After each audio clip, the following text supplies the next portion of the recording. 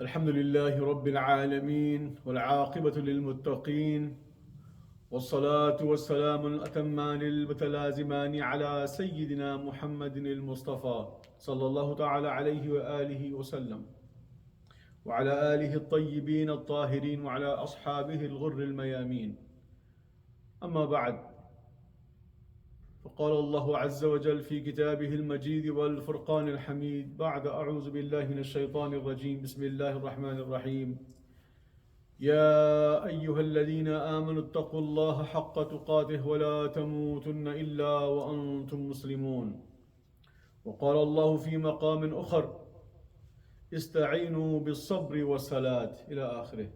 صدق الله العظيم وصدق رسوله النبي الكريم ونحن على ذلك لمن الشاهدين والشاكرين والحمد لله رب العالمين. Dear respected elders, brothers, Assalamu alaikum wa rahmatullahi wa barakatuh. As all of you have heard about, experienced through your eyes, the media reports of what is happening in the Palestine, especially in the city or the strip of Gaza, which is at the southwest corner of Palestine. There is plenty of confusion, plenty of doubts and misrepresentation of what the current status is and what the background is and what is happening, how much of that is entrenched in revenge or religious fervor, what the reasons are. Our youth needs to know these very important things, because at that age it is hard to control emotions and they may lash out in ways that they're not supposed to, or they may harbor indifference to the situation, thinking these are terrorists. It's not our problem. So we need to consider both of these extremes, where the youth, those who are not well aware of the situation and what the Islamic teachings are, how to deal with these circumstances. So you have the extreme of lashing out, over expressing their sorrow and their frustration, and then getting in trouble for no reason.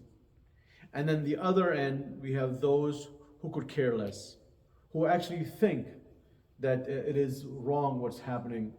And in many ways, it might be wrong in certain ways, but it is not wrong in all the ways, once we understand the background and perspective. And so for that, inshallah, in the time that we have, I will very briefly, but go back to the very early time where this all starts and why the land of Aqsa is so important for the Muslimin. What are the events that transpired that led to the replacement of the indigenous people, the Palestinians, from their land, and then thereby removal from their lands and from their homes, and then the creation of these organizations, one of which is now in the media because of what they've done, is Hamas. So we need to understand, we have to have the knowledge so then we can understand it ourselves and be able to speak to it when we are encountered with inquiries from our friends and family, especially our young children. Obviously, as you all know, the land of Aqsa itself, the place where the masajid are, is of utmost importance to our deen. Many Anbiya came on that place and made that their place of living. You go back to Sayyidina Ibrahim ala Nabi Islam, he migrated and lived in Aqsa. Sayyidina Ismail lived there. The many prophets after him lived there. Sayyidina Musa alayhi salam took his qawm and they settled in the place of Aqsa. Sayyidina Isa ala Nabi salam was born over there. He lived over there. He was raised to the heavens from that place. And he is going to return to the land of Aqsa. Allahu Akbar. Many prophets came. Allah subhanahu wa ta'ala in the Quran says, وَبَارَكْنَا حَوْلَهُ. That maqam when Sayyidina Rasulullah sallallahu ta'ala alayhi wa sallam was sent to Mi'raj, and he went through the Isra, which is towards the Masjid al-Aqsa, and he was elevated to the high heavens. That place was Aqsa, and for that description in the Quran Kareem, Allah describes it as that land and the hawaleh and what's around it are blessed land. Allah subhanahu wa ta'ala, the creator of the universe, every piece of earth, everything that we know and we don't know, is created by Allah subhanahu wa ta'ala. For Allah to say that this land, this piece of land is blessed, Allahu Akbar, that means something, that has a background of very important relevance. And with that, we understand that there is this importance.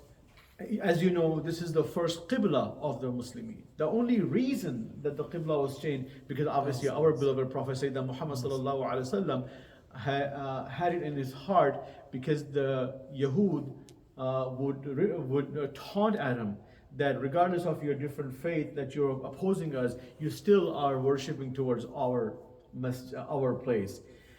That being one of the reasons, and of course in the heart when Rasulullah felt it, Allah subhanahu wa ta'ala declares that from now on the Qibla will be changed to the Ka'b al-Musharrafa.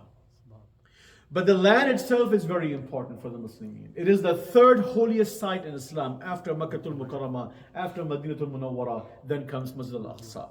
So the importance that we would give to Makkatul Mukarramah and Madinatul Munawwara, then the same importance has to be given to Masjid al-Aqsa. Understand that Masjid al-Aqsa is not the dome, the golden dome that you always see.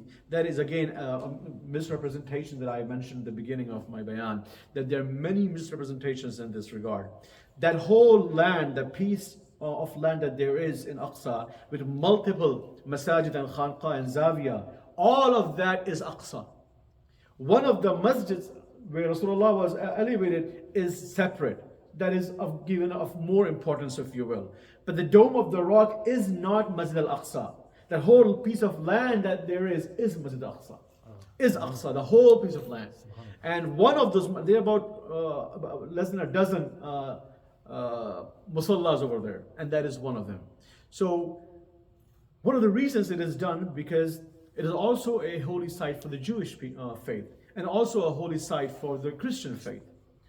Historically, whenever Muslims ruled a place, they ruled it with justice. After about 6 years, or 6 years after the passing of Sayyidina Rasulullah sallallahu alaihi wasallam, Sayyidina Umar ibn al-Khattab radiyallahu ta'ala an, the just ruler who came on the face of earth from the teachings of Sayyidina Muhammad sallallahu alaihi wasallam, he rules and he conquers Palestine, the Aqsa land. And then it was ruled for about 300 to 400 years, if I'm not mistaken, for many decades, and it was ruled justly. One of the things that Sayyidina Umar did was, when he found out on that piece of land the Jews were persecuted by the Christians who used to run the place, Allahu Akbar, he said that cannot be, and he invited Jewish people to live there, because it was their religious place as well. This is how Islam treated everyone under its rulership. Whenever there has been an Islamic rulership, and if the rulers were pious and were on the manhaj of Quran and Sunnah, then the people who lived under them lived freely and lived happily, and they flourished. The fact that you have non-Muslims living in Muslim lands today, despite you have decades and decades of Muslim rule, is an example, a proof and evidence of how just and peaceful the Muslim rule was. That people of different faith flourish. You don't see that in many of these religion-driven countries. Secular countries are a different notion. Moving forward, so now we understand that there is this religious importance. And whenever Muslim rulership was there, Muslim rulership always considered the sentiments, the religious sentiments of other faiths that had an attachment to Masjid al-Aqsa, the land of Aqsa, the place that we call today, that is now known as Palestine. Times passed, and it was then taken over. The Christian they took over the place, and as we know, there was bloodshed, there was bloodbaths, and that lasted for a few years. And then through the students, the tarbiyah, the teachings of Sayyidina Abdul Qadir Al-Jeelani radiallahu ta'ala anhu warḍah, came out this great disciple of Sayyidina Abdul Qadir by the name Salahuddin Al-Ayyubi rahimahullah ta'ala alayh. A great leader who transformed the era, who transformed history, and then took over and won this decisive battle against the Christians and took over the land of Aqsa. But then when he takes over, again you see the Islamic teachings and the tarbiyah that he had received. He does not take revenge from any of those who fought with him. Rather, all the Christian fighters that were there at Aqsa, they were given a free, safe passage out of the Aqsa. They were even let take their own belongings. Nobody was slaughtered who was not a combatant. Obviously, when you're fighting, you're in combat, then there is bloodshed. But once the bloodshed was over, a deal was made and the Muslims won, and Muslims received the key to Aqsa. When the Muslims received the key to Aqsa, then there was no more bloodshed. Everybody had a safe haven in Aqsa under the Islamic rulership. Now you fast forward generation, and then the Ottoman Empire comes. And the Ottoman Empire does the same thing. They are respectful and are giving dignity to all faiths as long as you obey the law of the land. And that happens. And they flourished. And so what happens when the Ottoman Empire was coming to its tail end of its rule? It ruled for about 500-600 years. It took about a century for the Ottoman Empire to fall. It was such a vast and large empire, a Muslim empire. And obviously there were mistakes that were done. And so in the beginning of the end of the 18th century, the beginning of 1900s, that's when slowly the Jews started to migrate to the land of Aqsa. One of the reasons, understandably, was that they were persecuted in Russia and in other European countries. The Holocaust had not happened yet.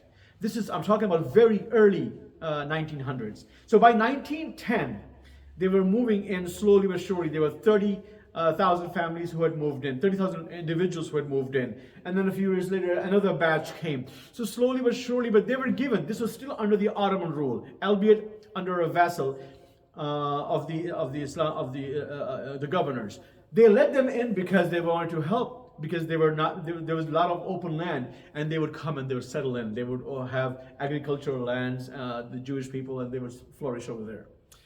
But what happened is, over time, slowly but surely, the Jewish migration, in the name of safety, they kept pouring in and pouring in. And so the Muslims, they would have skirmishes with them, the indigenous Muslims who lived in Palestine, because they were taking over. It was not like, okay, well, you come into my house, I'll give you refuge, but it was coming into my house and then taking over my house and then creating business. One very unfortunate lie that is shared, that it is the Muslims who became greedy and sold their lands to the Jewish people, and that's why we have this. No, that wasn't the case. It is historically inaccurate.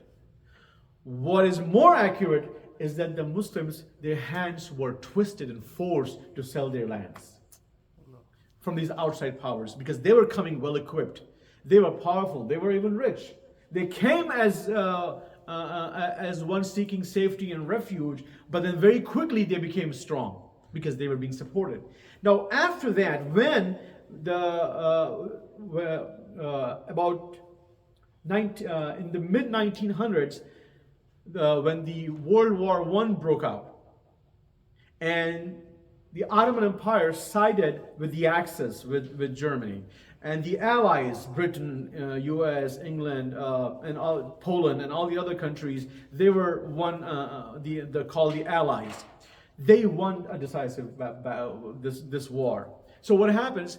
This whole area came under the rule of Britain. And so what Britain did, they divided. And the famous declaration known as the Balfour Declaration, that blew the rooftop. What happened at that point is, up until then they were slowly migrating, no problem. But then now Britain all of a sudden declares that we will, because of their concern for the Jewish people, and rightly so, but because of the concern, they say all the Jewish people, Palestine will be their land now. Obviously, this was not taken well by the Muslims. So they revolted. And at the same time, the Ottoman Empire had lost, so they had no control, and they were moved back. One of the other reasons that this was also weakened is, if you go back to the early 1900s, we also notice that the Great Arab Revolt happened against the Ottoman Empire. The governors in Arabia, the Sharif of Makkah, if you will. These were great Muslim scholarly rulers. Sharif of Makkah was a great man. I know history paints him in a dark shade, but when you go deep, and inshallah we'll have another time to discuss about the historical facts, but understand that towards the end of the Ottoman Empire, there were more nationalism brewing in the Turkish population. So it wasn't Quran and Sunnah, but it was more of a Turkish nationalistic viewpoint, and an organization called the Young Turks emerged. And the Young Turks took over the political era, and they started pushing only Turkish language. They were removing the Arabic language from teaching, so even for young students. They were sending only Turkish conscripts, soldiers in Arab lands. This obviously scared the Arab people. So it was not just that their nationalistic endeavor was annihilated, but they were also going to lose their culture to a different culture. They were losing the Arab culture. They were losing the Arabic language. Everything was Turkish. So this became one of the reasons for the Arab revolt. And this is when the leadership of Sharif Hussein, the governor of Makkah, along with all the Arab leaders, they joined together and they successfully fought off and took control over Hijaz. Obviously, people make mistakes. One of the greatest mistakes was that the intentions were good, but what he did, he joined hands with the Britain and sought their help against the Ottomans.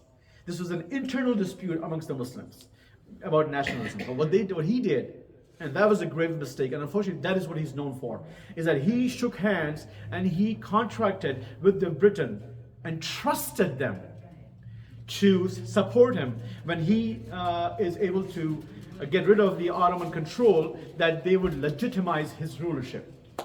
But then later on, when Britain declared the Balfour Declaration and said Palestine will now also be a land for the Jewish and it'll be their nation, they revolted. And they also decided that they will break. See, it was all one nation. It was Bilad al-Sham, Syria, Palestine, Jordan, and all the other cities. They're all one nation. So what they did, France and Britain, they cut them in pieces. And now you have a Jewish state, Palestinian area, Jordan, Syria, and all these little towns, little cities, countries on themselves. That was not taken lightly. And so then the Sharif Makkah, he revolted against that, even though he had a contract, but now he refused to sign that contract. And obviously, because now it was challenging his faith, and it was going to be this mistake that he did, this was his opportunity to get back on it. And so he refused. As soon as he refuses, what do? They leave him alone. So he was able to fight off the Ottomans with the British support. So there's no Islamic forces, Islamic soldiers, they're defending the land. They're gone. It's the tribal Arab leaders. And then what happens? Britain, when Sharif Hussein didn't agree to this, they then turned towards the Al-Saud, the Wahhabi as we know, because they were already eyeing the Hijaz, because they already had Najd, and now they were eyeing the Hijaz to conquer. And they readily accepted the offer. And then they support the Najdi Wahhabiyya, Al-Saud, and then they attacked Sharif Makkah, and he was exiled. And so now you have this situation in Hijaz. So there's no defense, there's no one to protect the Palestinians from this influx. And then millions of people start to pour into Palestine. Now, this is where it all started. This is the background of what Palestine situation that we have today. What is this Jewish population? Where that came from? Why are they so powerful? Well, here's why. Because there were some mistakes by the Islamic rulership. There were mistakes. Even the intentions might have been right, but the way they went about it was completely wrong. And that way they fell into the trap of those who had ill intentions against the Muslims and Muslim lands. because they were fighting for decades, centuries against the Ottomans. And this was their opportunity, and we unfortunately, for whatever reason, gave in to that, and finally our lands fell. And so the Jewish population influx. Again, there's nothing wrong in protecting or saving a population. Islam has done that historically, and we have records and records in vast majority of the countries where Muslims were open arms to those who were oppressed and supported them and helped them, and they flourished in Muslim lands. However, when it is now becoming at the cost of Muslims being pushed out of their lands, kicked out of their lands, their agricultural lands, their homes, and now they're being replaced by a new population. That obviously is not going to sit well by any human community, let alone the Muslim community, who have the ghira of being a Muslim and also being an Arab in that regard. And so organizations started to come up. The PLO, the Palestinian Liberation Authority, I think is organization. They came up being. In the beginning, they were aggressive. They did some terroristic activities. But again, these were people who were kicked out of their homes. What would one expect them to do? Not that taking innocent lives is permissible. It is not permissible. Islam never allows killing of innocent lives. Even at wars, when we are with the military facing enemy combatants, what does Islam teach? If you're winning, if you're at an upper hand and you have taken over the land, do not kill women. Do not kill children. Do not hurt the elderly. Do not spoil the land. Do not burn the trees. Do not kill the cattle. All those things are teachings of Islam.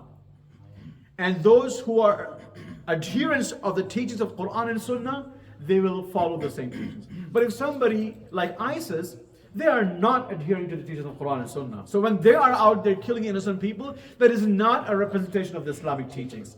That is a representation of their extreme views from their own personal perspectives. Nothing to do with the Quran.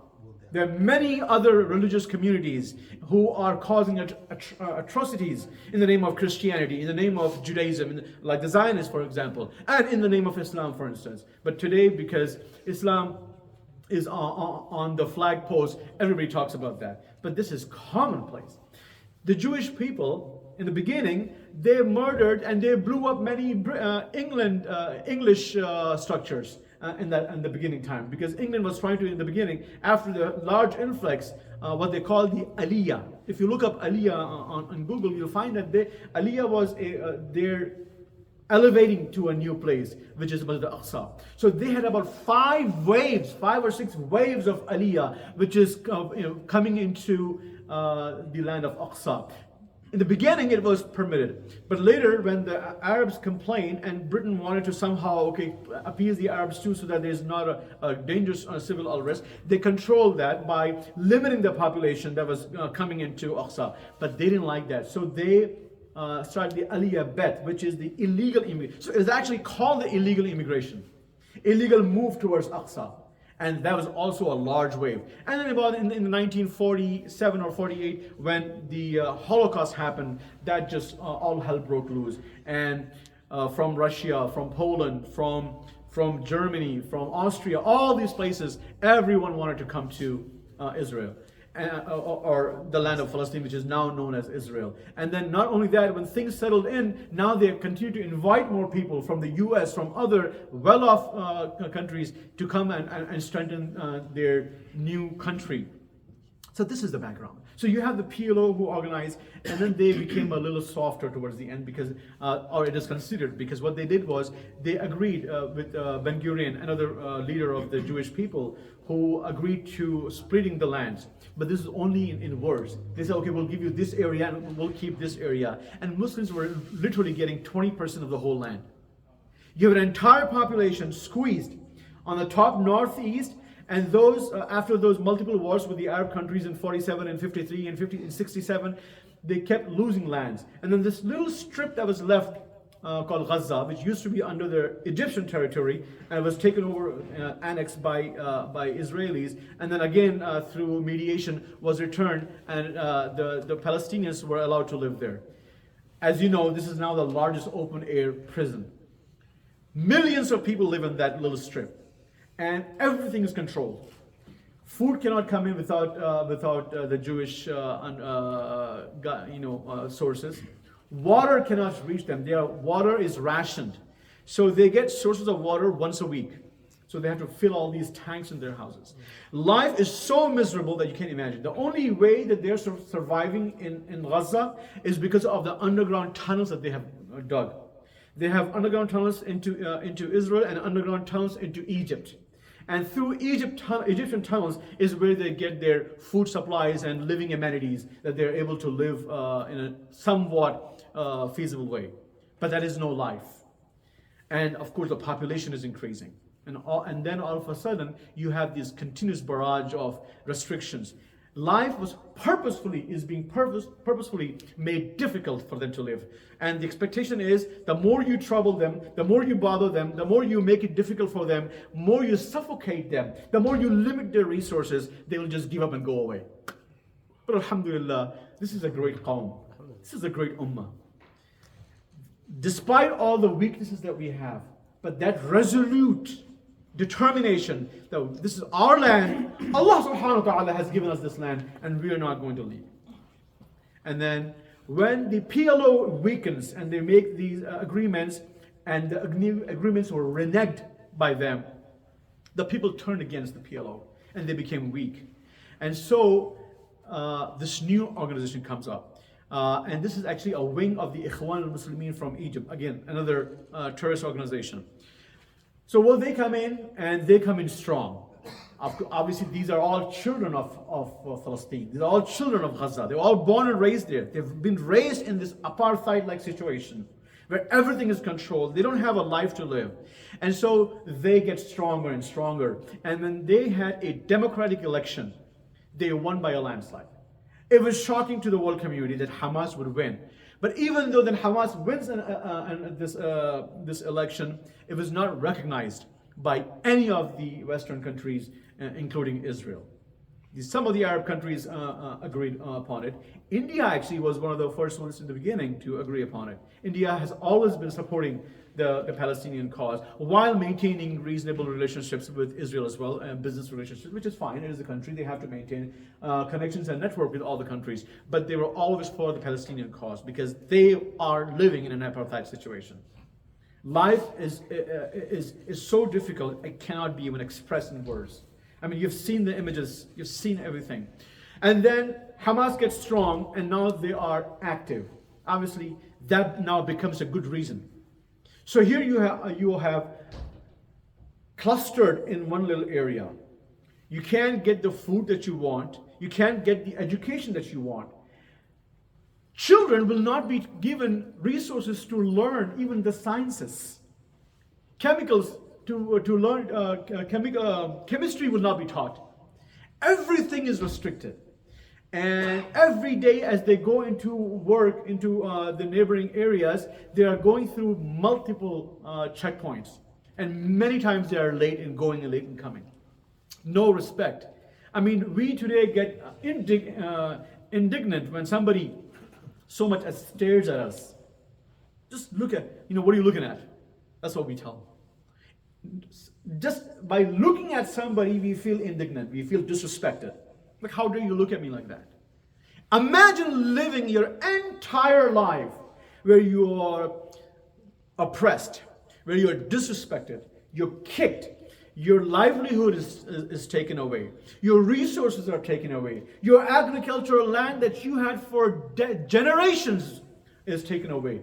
Your homes that you used to live in, you're kicked out of the homes all of a sudden in the middle of the night. You're sleeping with your family at midnight, at 3 a.m. in the morning. Policemen, they barge into your home and start checking your home. Life is miserable for the Palestinian people. It is no surprise that many, many Westerners who have a heart, who understand, they are standing with the Palestinians. It's for a reason. It's not just because they like the Arabs. Arabs may not be the most liked qawm in today's era. But reality is, they're the most oppressed people today, especially in Bilad al-Sham. And so, Now come to the question of what they did. What they did is sending these 5,000 missiles into Israel. Absolutely condemnable. Nobody can in their right mind support killing of innocent people.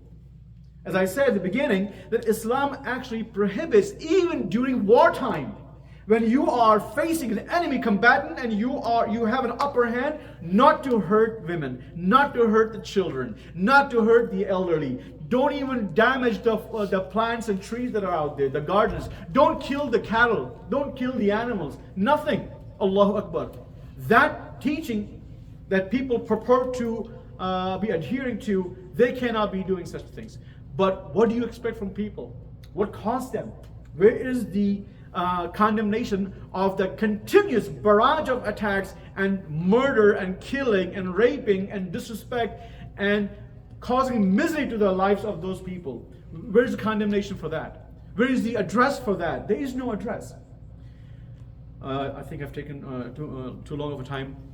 The purpose of all this was to give you a background and an understanding that what they are doing is trying to survive. What they're doing is to be able to live and see the next day and let their children have a place to live and prosper and flourish. When they're not allowed to do that, unfortunately, sometimes they're taking some extreme measures. But those extreme measures are not new to that area, because worse has been inflicted upon them on a continuous way. It is not that, okay, well, they've done this one time, but on a daily basis, they are being exposed to this torture. On a daily basis, they are being disrespected and their lives are shattered. And they have to leave their lands. All the folks who are living here, all of them are displaced. They can't go back. Israelis and other people can go back. They can go back when they want. A Palestinian cannot go back. And even if they go back because they have, let's say, a US passport now or English passport, they are limited on how many days they can live. Imagine going back to India and you're told you can't live if you have you've immigrated here and you are now a US citizen and you want to go back to see your parents, your family, and you're told you cannot live there, stay there for more than 3 days. That's what's happening there. I mean, there's so many major and minor events in lives that one cannot handle. And so what they've done, so the reason that we are discussing this mainly is obviously the sunnah of Rasulullah, that in the Jum'ah that we discuss current affairs, minor things and major things. So this is one fulfillment of the sunnah of Rasulullah. And we are humans and we are Muslims. Our brothers are hurt, our sisters are hurt. So we need to talk about it, and what we can do is make dua. Two things I want to leave with you and then inshallah conclude my bayan. One is individually what we can do. On a normal, general human standpoint, Allah has guidance for everything. One of the guidances here is وَاسْتَعِينُوا بِالصَّبْرِ وَالصَّلَاةِ, that seek Allah's help. And how do you do that? With prayers and with sabr. Everything, Allah subhanahu wa ta'ala, all the successes, all the wins, all the grand victories that Muslims had were not all by fighting off. But a major thing was seeking Allah's help.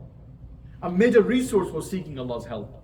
Praying, being adherent to the teachings of Allah subhanahu wa ta'ala, and following the sunnah, the teachings of Sayyidina Muhammad sallallahu alaihi wasallam, the tradition of Sayyidina Rasulullah sallallahu alaihi wasallam, and also being patient and persevering in difficult times and relying upon Allah subhanahu wa ta'ala. That's what everybody can do. You don't have money, you don't have resources, you don't have power, you don't have reach, you have nothing that you can do, and you feel powerless. No, you're not powerless. You do these two things, and Allah will give us victory. Return to Allah subhanahu wa ta'ala and be patient in the way of Allah subhanahu wa ta'ala. Because of the time constraints, I will stop this. And then the other thing I wanted to share is that we have to understand and know the history, because if we don't, then we are not able to control and advise our children.